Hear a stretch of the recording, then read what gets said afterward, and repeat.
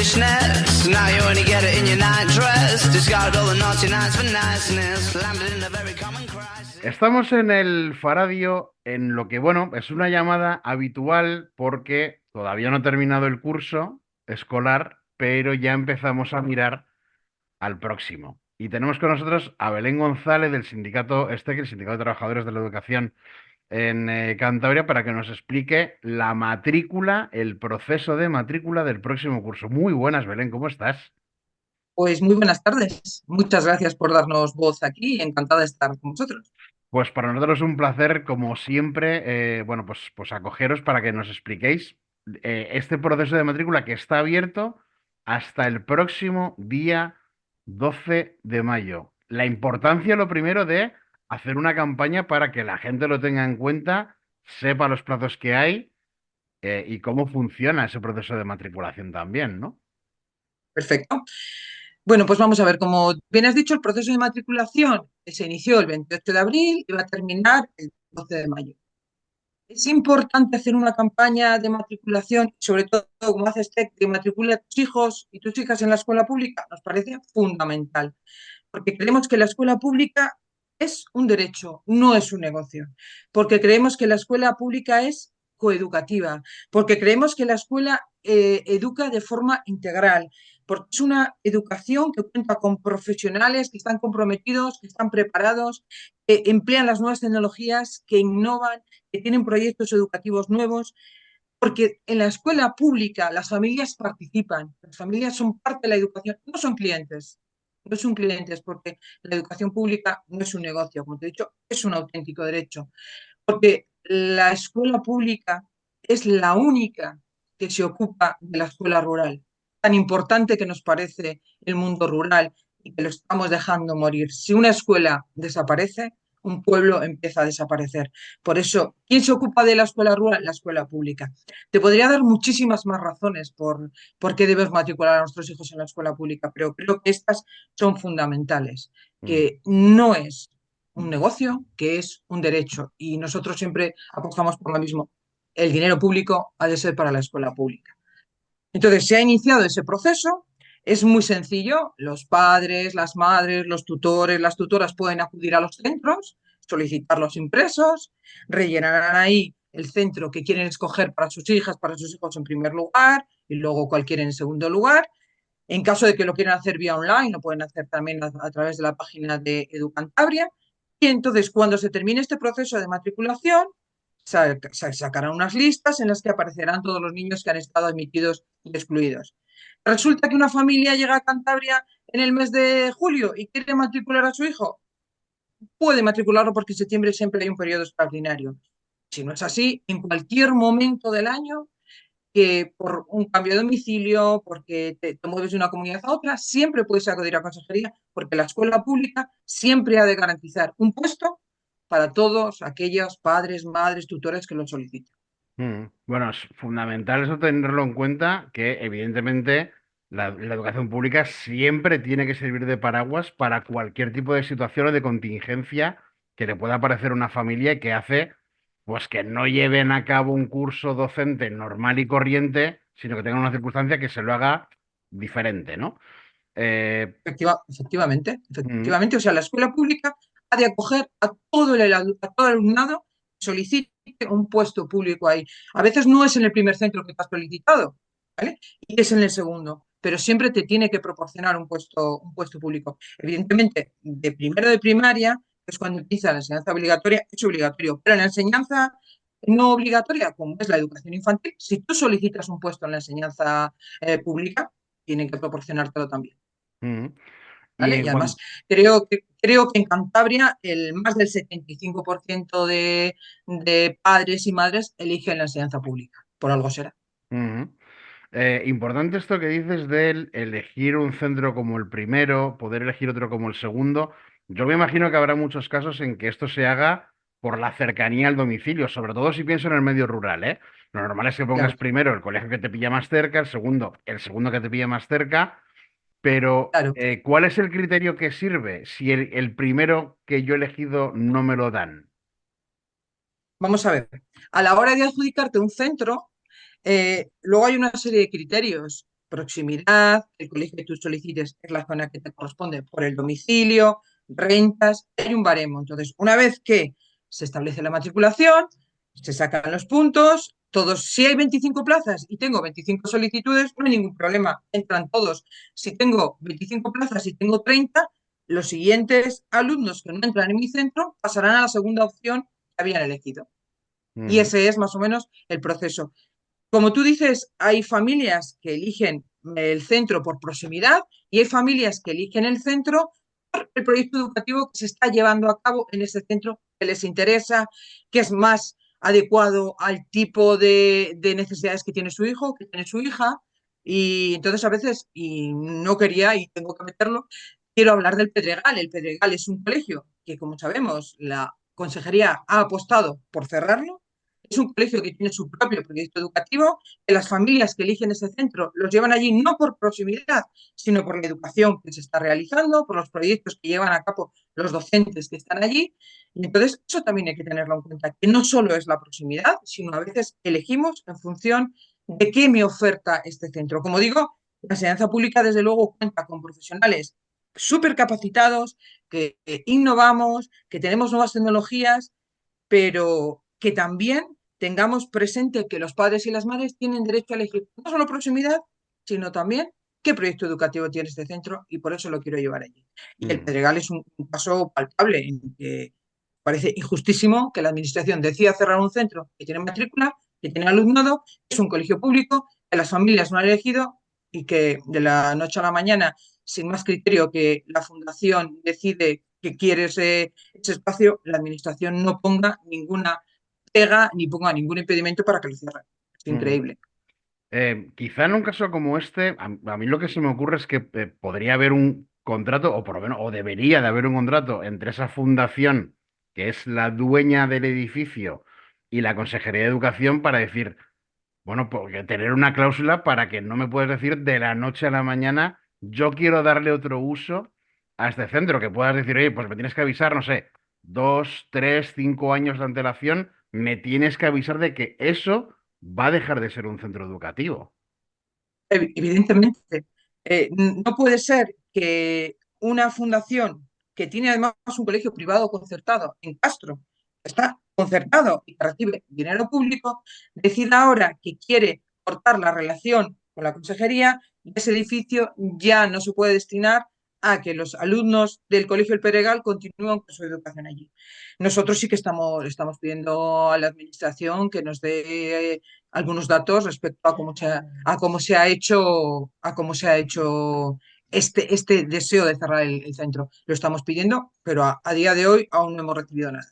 Pero Mm, sí queremos, porque nos parece que no se puede cerrar un centro así, por el alumnado y por todos los docentes. mm, Es inviable, inviable. Nosotros, sabes, siempre decimos lo mismo, el dinero público para la enseñanza pública. ¿Y por qué hay que apostar por la enseñanza pública? Y creemos que el Pedregal es enseñanza pública y hay que seguir apostando por ese centro hasta el final. mm. Bueno, ya hemos dicho antes de que, bueno, si a alguien se le pasa el plazo del 12 de mayo, luego hay otro periodo en septiembre para poder Sí, llevar a cabo la sí, matrícula, que es la educación sí. pública es un paraguas por si tienes otro cambio durante el curso para que puedas escolarizar a tus hijos. Y te voy a preguntar por otro ejemplo respecto a la prioridad que pedimos en la proximidad o en el proyecto educativo que queremos para nuestros hijos. Si tú tienes a una hija escolarizada ya en un colegio y llega el momento de escolarizar a su hermana o su hermano pequeño, ahí entiendo que sí que tiene que ser la prioridad absoluta de poder matricular al pequeño o pequeña en el mismo centro que la mayor, ¿no? Sí, evidentemente, evidentemente. Sí. Además, por tener un hermano o una hermana en ese centro, a ti te van a dar más puntos a la hora del baremo que se establece. Pero por supuesto que debe ser una prioridad. Sería incongruente que yo tenga matriculado a un niño de primero de primaria en un colegio y resulta que 3 kilómetros más allá tenga que matricular a mi hijo o a mi hija que entra en 2 años, porque es inviable estar a las 9 en los dos sitios. Entonces sí, es cierto que ha de ser una prioridad, sobre todo por facilitar a las familias el acceso al centro, claro. Mm, Sí, sí, sí, sí. Y Pero, bueno, en principio no suele haber ningún problema con respecto a ese punto, ¿eh? mm, Normalmente cuando un hermano está en el centro, los siguientes van allí sin problemas. mm, claro, podría suceder Imagínate un centro de Podría Torrelavega de suceder. Santander que a lo mejor hay 85 hermanas y hermanos pequeños a la vez que van a entrar en ese mismo centro y de repente se produce una especie de overbooking en primero de primaria. Pues no, Ya. entonces, ¿qué sucedería? Quisiéramos. Bueno, pues ahí evidentemente en ese caso, si no hay plazas, la administración le va a tener que proporcionar otra plaza en otro centro, porque Mm, lo que no puede ser es decir, pues yo ahora mi ratio, que es de 20 me la voy a poner a 30. Pues es inviable también, porque además la calidad educativa está en una bajada de ratios, eso lo tenemos claro. La administración, ¿qué haría? Proporcionarle a ese niño o a esa niña una plaza en otro centro. ¿Qué es lo que haría yo como si fuera la afectada en ese caso? Pues decir, bueno, pues al año que viene o en ese momento intento cambiar al otro, a lo mejor al otro centro donde he entrado para que me sea más fácil el acceso al centro con mis dos hijos. Pero a veces es inviable. Si no tienes plazas educativas, tú no puedes meter allí a más alumnos de los que te permite la ratio. Que ese es un mm, tema súper importante también ahora que hablamos de matrícula, el tema de las ratios. Tú sabes que hace unos años se firmó un acuerdo cuando estaba en la Consejería de Educación el gobierno del PRC para una bajada de ratios que se bajó la ratio a infantil a 20 alumnos y alumnas por aula. Estamos este año en segundo de primaria, pero este año el consejero se ha cerrado en banda a seguir negociando una bajada de ratios. Y de hecho, cuando hemos negociado plantillas jurídicas, ha decidido que al año que viene, en tercero de primaria, no habrá una ratio de 20, sino de 25. ¿Qué es lo que piensa hacer? Que al año que viene los niños que estaban en dos segundos pasen a un tercero, porque los vamos a volver a juntar. Pues mm. no lo sabemos, pero la realidad es que como no, la Junta de Personal no ha asumido el tipo de negociación de ratios que la consejería planteaba, pues ha decidido que hasta aquí hemos llegado y no negocio más y al año que viene 25 en tercera. Mm, Es otra cerrazón más y otro sinsentido más de esta Consejería de Educación. mm. Bueno, digamos que es como una inflexibilidad, ¿no? A la hora de Sí, plantear conversaciones para conocer, bueno, tenemos un consejero de educación que era docente, es decir, conoce la efectivamente. realidad educativa de Cantabria, seguramente estando en la consejería le haga falta un poco más de contacto con docentes para, bueno, ir actualizándose permanentemente sobre cómo es la situación. Y claro, ante un ejemplo como el que yo te he puesto, que es hipotético, de que de repente haya muchos hermanos o hermanas pequeñas que tengan que ser escolarizados, yo me pregunto si la consejería tiene el mecanismo de decir, bueno, tengo una situación puntual en un centro o en dos centros de Cantabria, tengo que contratar más, precisamente porque si no se me dispara la ratio, ¿no? Claro. Sí, sí. A ver, cuando se firmaron los acuerdos de ratio, el acuerdo fue, vamos a bajar la ratio, si tenemos espacio suficiente, vamos a desdoblar y vamos a tener dos docentes, si no hay espacio suficiente, vamos a poner docencia compartida.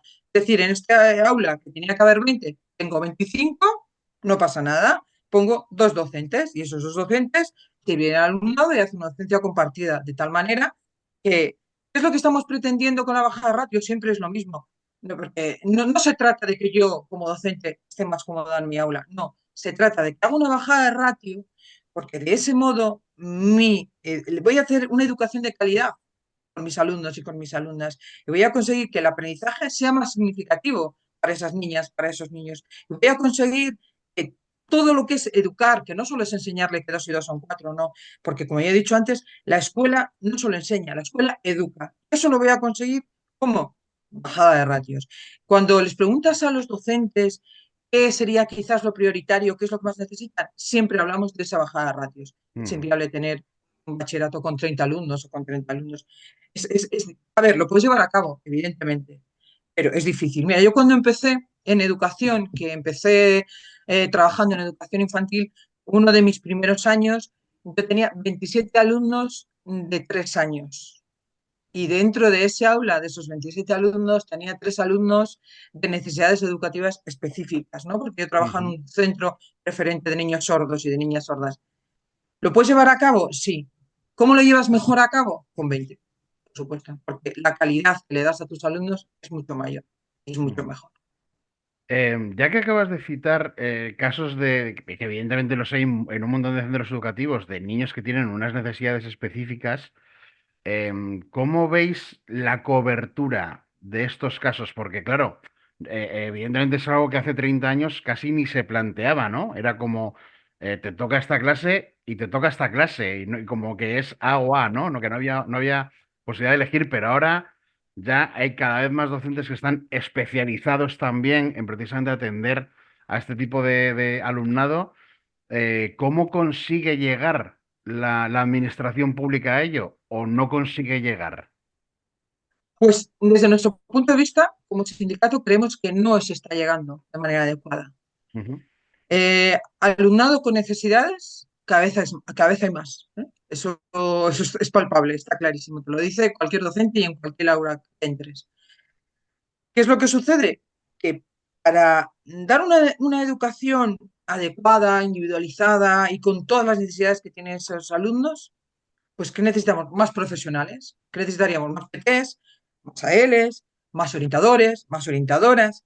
¿La administración está entrando a poner más profesionales? No, desde nuestro punto de vista no.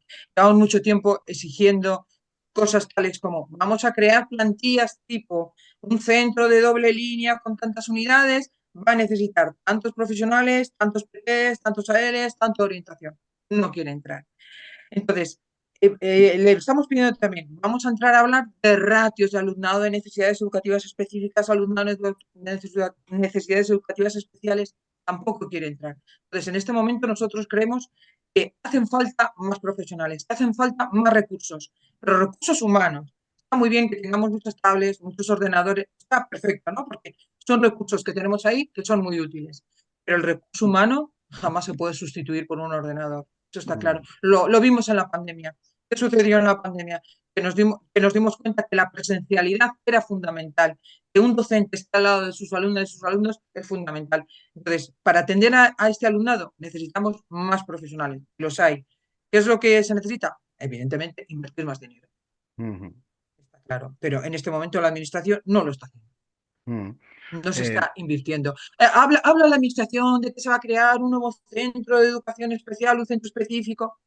Nosotros apostamos por la integración en un centro ordinario. ¿Cómo? Con recursos humanos, que es lo que ese alumnado va a necesitar. mm. Belén, aprovechando que estamos charlando sobre distintos temas educativos, también te quiero preguntar por la relación con los padres y madres del alumnado. Que esta campaña de la matriculación hasta el día 12 va evidentemente dirigida hacia ellos. Sí, ¿Cómo claro. es vuestro trato con los padres y con las madres? Porque se habla mucho de la educación en los colegios, cómo es, qué se enseña. Pero también yo creo que es importantísimo el vínculo entre profesorado y padres y madres por ver cómo es también la educación extramuros, ¿no? Claro. A ver, yo siempre digo lo mismo. Vamos a ver, para educar a un alumno debemos llevar una misma línea, en la escuela y en casa. Porque si yo a un alumno en clase le estoy hablando de educación afectivo-sexual y le hablo de lo importante que son las relaciones personales, las relaciones afectivas, si le hablo de la no discriminación, si le hablo de hay que evitar la violencia de género, pero en casa vamos por otra línea, va a ser difícil. Entonces, la compenetración entre profesorado y familias es fundamental, es fundamental. No solo por eso al cabo del año pues tenemos relaciones, reuniones que son con todo el grupo de padres y madres en el que tú le explicas qué programación vas a hacer, qué actividades vas a llevar a cabo, qué actividades complementarias, qué les vas a enseñar en matemáticas, en lengua, qué les vas a enseñar, qué objetivos te planteas tú trabajar con ellos. Y luego tienes unas reuniones individuales que Mm, tienes que hacer a lo largo del año, en el que de forma específica tú le dices, mira, tu hijo o tu hija se encuentra a nivel académico aquí, a nivel personal aquí, a nivel relacional aquí, porque no nos olvidemos, no se trata de que un alumno sea brillante y sea 10, pero luego falle en relaciones sociales. Hay que tener en cuenta todo. Y es fundamental, fundamental la relación con las familias. Yo, cuando he estado en la docencia directa, siempre he procurado tener un trato cercano con ellas. mm, Las familias han de participar en la educación de sus hijos y de sus hijas. Tienen que participar y de hecho lo hacen. Están en el Consejo Escolar de Cantabria, están en los consejos escolares de cada uno de los centros y tienen su participación. Están a través de las asociaciones de padres y madres y creo que es básico y fundamental, porque la educación no es solo cosa de la escuela. La educación es cosa de la escuela, es cosa de la familia, es cosa de la sociedad, es cosa de los amigos. Se educa en todos los sitios, en Mm. todos los lugares. Bueno, supongo que la bajada de ratios no solamente beneficiaría a una mejor educación dentro del aula, sino también a poder tener una relación quizá un poco más estrecha con los padres y madres, ¿no? Porque tendríais Ah, menos claro, también, claro. claro, claro. A Mm, ver, menor alumnado significa más cercanía hacia tu alumnado. Una educación más individualizada a su alumnado y, claro, más cercanía hacia las familias, hacia los padres y las madres, por supuesto que sí. mm, Evidentemente, menos alumnos, tienes menos carga de trabajo, pero tienes más capacidad para trabajar con cada uno de tus alumnos, ujú, más capacidad para relacionarte con tus padres, con tus madres y más capacidad para hacer reuniones. Porque, a ver, tú tienes unas reuniones preceptivas que sabes que tienes que hacer a final de curso, a mitad, al inicio de curso. Pero muchas veces yo he hecho reuniones a mitad de curso porque ha surgido un problema y es necesario atajarlo y hablarlo con todas las familias. Si mm, tienes que ponerte de acuerdo con 30 familias, va a ser más complicado o vas a tener más dificultad para que te vengan todos o que vengan todas a esa reunión. mm, Como siempre decimos, reducción de ratio es mejora la calidad de la enseñanza de Cantabria y de mm. nuestros alumnos y alumnas. Para terminar, Belén, te quiero preguntar por este curso en concreto, este curso escolar, que no ha sido un curso como otros cualquiera en Cantabria, porque es el momento en que los sindicatos en la parte de educación habéis dicho que ya es el momento de recuperar el poder adquisitivo perdido por parte de los docentes. Desde 2008 no se adecúa esa retribución autonómica que recibís. Las movilizaciones han sido varias, desde aquel encierro en la sede del gobierno, que, bueno, es algo evidentemente que fue Efectivamente. muy chocante, porque no es Ujú. habitual una movilización de ese tipo. Manifestaciones varias con mucha gente en Santander, una huelga a principios de abril, también con una movilización muy potente en las calles de la capital.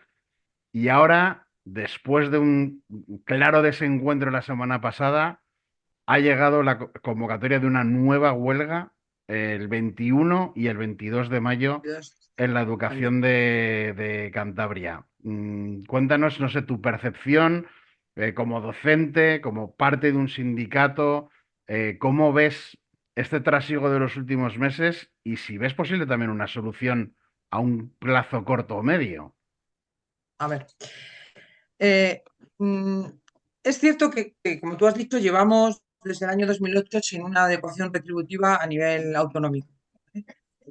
Llevamos tiempo solicitando tanto a la otra administración como a esta administración que era necesario sentarse y negociar un nuevo acuerdo, porque de hecho el último acuerdo de 2008, la última parte, ni siquiera la llegamos a cobrar cuando llegó la crisis y dijeron, hasta aquí hemos llegado, los Ujú, últimos 30 euros que nos quedaban no se cobran. Entonces, todo ese proceso que hemos llevado desde 2008 con la crisis, hemos superado la crisis, no están diciendo los economistas que la economía va bien, pues nosotros creemos, porque no estamos pidiendo una subida salarial, ¿eh? Lo que estamos pidiendo es toda la pérdida de poder adquisitivo que llevamos desde 2008, la queremos recuperar. 325,66 supone esa adecuación retributiva. No estamos pidiendo más.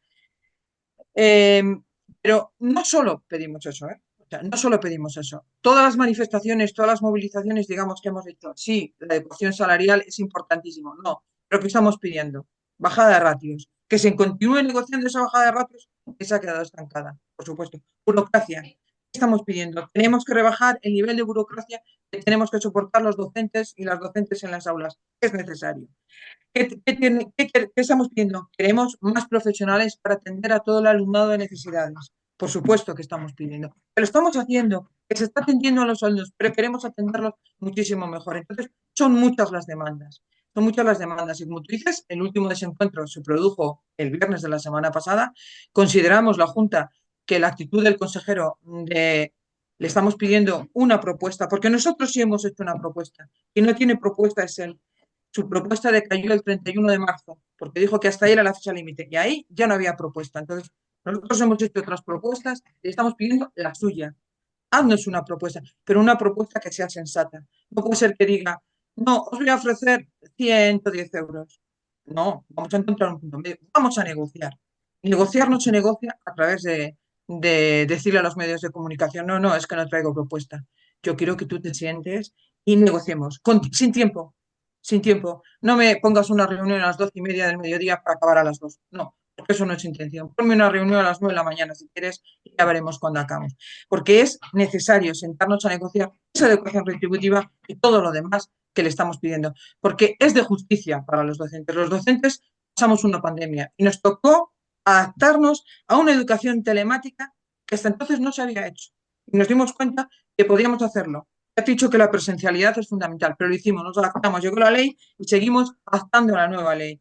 Y creemos que el consejero debe dejar de no defender a los docentes, como está haciendo, como lo ha hecho en la prensa, como creo que en la prensa no nos ha tratado adecuadamente, y debe ir a su gobierno y decirle, yo quiero una educación para mis docentes, porque se lo merecen, porque llevamos mucho tiempo solicitando y porque son muchos años. Yo supongo que hay falta de voluntad por parte del consejero de hacer eso, o no tiene suficiente peso político en todo el gabinete del gobierno de Cantabria como para conseguirlo. Ujú. Entonces, él es docente, sabe cuáles son las carencias, sabe cuáles son las necesidades. Él ha estado dirigiendo un centro mucho tiempo. Ya conoce la docencia y conoce toda la parte administrativa. No, no le tengo que explicar yo absolutamente nada. Creo que es una persona competente haciendo su labor docente, sabe lo que hay. Y solamente lo que le pido es que se siente a negociar tranquilamente, sin experiencias, sin cabrearnos. No, ahí vamos a negociar. Y vamos a llegar, pero vamos a poner voluntad de llegar a un acuerdo. Porque no se lo pide la Junta, ¿eh? Se lo pide los más de 5.000 docentes que salimos a la manifestación el día 3 de abril en las calles de Santander y que volveremos a salir otra vez. Es esos docentes a los que tiene que escuchar, Ujú. porque sus trabajadores y trabajadoras le están hablando. Ujú. Pues bueno, se nos han colado algunos temas de la actualidad porque, como decía antes, no ha sido un curso escolar normal por el tema del Pedregal, por el tema de todas estas movilizaciones que está teniendo la comunidad educativa a través, pues, sobre todo de la Junta Personal Docente. Pero muy importante, Belén, bueno, para quien se esté quedando con las ideas de lo importante de la educación pública, el proceso de matriculación, que si alguien tiene alguna duda a través del sindicato esté buscando, a través de un buscador en internet o de las redes sociales, ahí se pueden encontrar las maneras de contactar para preguntar y resolver cualquier duda, ¿no? Sin problema. O sea, cualquier persona, cualquier padre, cualquier madre que tenga algún problema con la matriculación, nos puede llamar sin ningún problema que nosotros intentaremos resolvérselo. Como tú bien dices, a través de, si pones en cualquier buscador este Cantabria, te va a salir nuestro teléfono, nuestra dirección, nuestra página web y estaremos encantados de hacerlo y de ayudarles todo lo que podamos. Mira, de hecho, fíjate, una anécdota. A veces nos llama gente y dice, bueno, os llamo a vosotros porque estoy intentando contactar con la consejería y no hay manera. O a veces te llaman y te dicen, bueno, es que me ha dicho en consejería que os llama a vosotros, al que ya nos lo vais a arreglar. Así que cualquier duda que tengan las familias nos pueden llamar, que intentaremos solucionarlo de la mejor manera posible. Pues Belén González del sindicato STEC, ha sido un placer conversar contigo para que nos pongas al día de los temas de la matriculación y otros de la educación de Cantabria y muchas gracias por atender la llamada del Faradio. Pues muchísimas gracias a vosotros y ya sabéis, cuando queráis, aquí estamos. Perfecto, ¿Vale? un abrazo. Igualmente. Venga, un saludo. Hasta luego.